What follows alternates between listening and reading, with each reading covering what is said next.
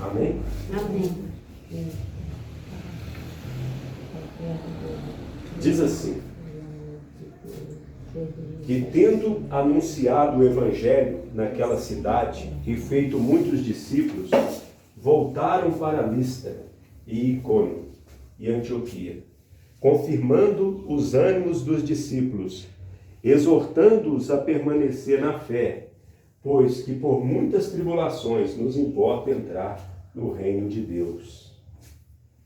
E havendo-lhes por comum consentimento eleito anciões em cada igreja, orando com jejuns, os encomendaram ao Senhor em que haviam crido. Podem se assentar, em nome de Jesus. O apóstolo Paulo, no início, com seus companheiros, ele não podia ficar só em uma cidade, porque a igreja estava começando, e ele tinha uma missão de ir de cidade em cidade. Então Paulo chegava no lugar, ficava ali 1 mês, 2 meses, às vezes 1 semana, e já partia para outra cidade. E depois ia para outra, e depois para outra, e depois para outra, e depois voltava para Jerusalém. Passava-se 1 ano, 2 anos, aí ele voltava nas igrejas, nos lugares que ele já tinha passado. Foi assim o início da igreja. Então Paulo ficava ali um tempo numa cidade e ele pregava o Evangelho. E o que acontecia é que muitos se tornavam discípulos. Discípulos de Cristo. Como que uma pessoa se torna discípula de Jesus? Quando ela crê no Evangelho e se batiza.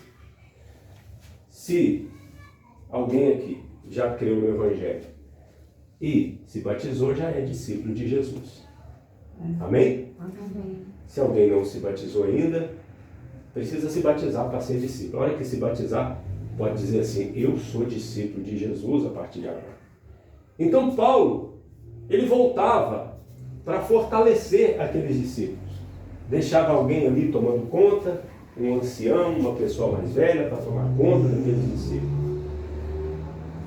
E quando ele passa numa cidade chamada Listra, na outra Icônio, outra Antioquia, ele passa a segunda vez, ele passa confirmando os ânimos dos discípulos, ou seja, para fortalecer, para animar eles, para incentivar eles a permanecer na fé. Por isso que diz, exortando-os a permanecer na fé, pois que por muitas tribulações nos importa entrar no reino de Deus. Olha o detalhe que nós não podemos esquecer. Nós aqui, nós oramos para Deus curar as enfermidades? Sim. Tem que orar? Tem, porque não dá para servir a Deus doente.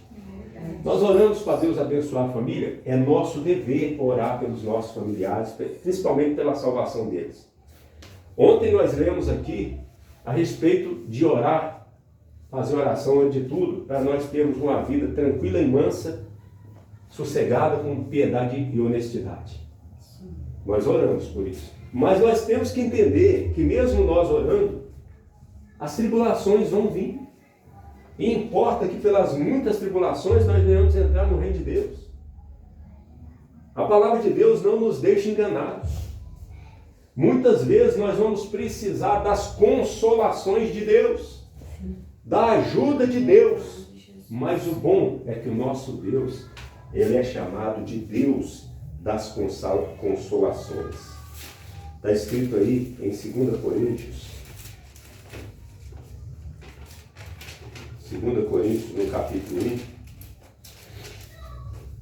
1. Nós vamos ver que Deus é chamado de Deus, nosso Deus. É chamado de Deus de toda a consolação. O que é consolação? É ajuda. Consolar uma pessoa é ajudar. Quando Jesus disse, eu vos enviarei outro consolador. Aqui Jesus era um consolador. E o Espírito Santo seria enviado é o outro consolador. Mas o que é a palavra consolador? O que significa? Ajudador. Por isso que diz lá em Romanos, o Espírito Santo nos ajuda nas nossas fraquezas. Sim. Ele intercede por nós com gemidos inexprimíveis. Então, apesar de nós passarmos por tribulações, Mas Deus, Ele é o Deus de toda a consolação. Amém, Jesus? Amém. Pastor, eu não tô achando meu. Eu achei o primeiro, não o segundo, não. Deixa eu achar rapidinho aqui para ele. É 14:22, hein, pastor? 22. Não, agora é 2 Coríntios 1. Rapidinho. Deus abençoe. No 3. Peraí, pastor. 2 Coríntios 1, 3.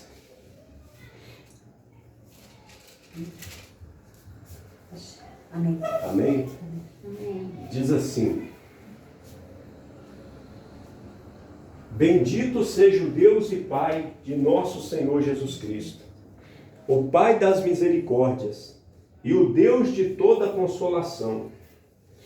Deus de quê? De todas as Toda consolação. consolação. Toda consolação. O nosso Deus é o Deus de todas as ajudas. Qualquer ajuda que nós precisarmos, Ele é o Deus que nos envia ajuda. Que nos consola em toda a nossa tribulação. Olha que bonito. Amém. A tribulação vem sobre a nossa vida, a consolação de Deus também vem. Aleluia. Para que também possamos consolar os que estiverem em alguma tribulação, com a consolação com que nós mesmos somos consolados por Deus. Porque como as aflições de Cristo são abundantes em nós, assim também é abundante a nossa consolação por meio de Cristo. Graças a Deus. Só até aí. Veja que o nosso Deus não é um Deus mau. Ele não é um Deus ausente, indiferente.